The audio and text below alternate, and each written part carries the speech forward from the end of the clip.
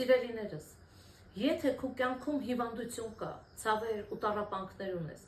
նայր Աստվածաշունչին։ Հիսուսը մարդկանց մեկ խոսքով, երկու խոսքով, շուտապույտ լուծում էր տալիս։ Մենք ենք, որ ասում ենք, մի օր կբժշկվենք, այսինչ օրը, եթե հավատք ունենամ, եթե նրանցից մեծ մասը հավատք չունեին, սիրելիներս, երբ Հիսուսը մոտենում էր նրանց բժշկելու, միայն հարցնում էր, ինչ ես ուզում, որ ես անեմ։ Պատկերացնում եք, Աստծո կամքը այդքան բարի է, որ նա հարցնում էր, Հիսուս ասում էր, ինչ ես ուզում, որ անեմ։ Աչքերս բացվեն։ Okay, աչքերդ մաքրում, կպնում էր աչքերին, կամ ինչ-որ փոքր գործողություն էր անում, ամեն անգամ ինչ-որ մի ձևով, եւ նրանց աչքերը բացվում էր։ Բերեցին խուլ եւ համր, ինչ եք ուզում, որ անեմ, որ ականջները բացվի եւ խոսել կարողանան։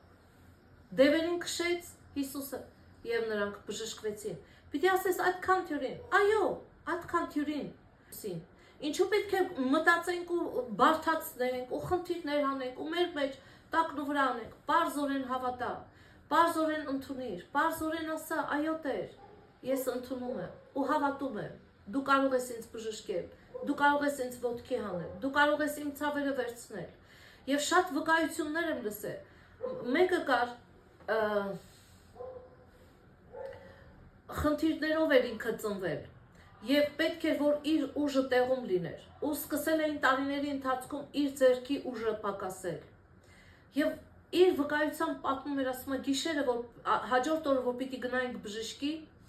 ես ամբողջ սրտով ասում եմ խնդրեցի Աստծուն ու քնեցի ու առավոտ ելա ու ոչ մի ցավ ձեռքերումս, որտեղ իմ ուժը ձեռքերիս մեջ էր, իմ ձեռքիս ուժը պետք էր։ Այսպիսին է մեր Աստվածը, նա բարի է, նա ամեն աղոթք լսում է եւ պատասխանում է։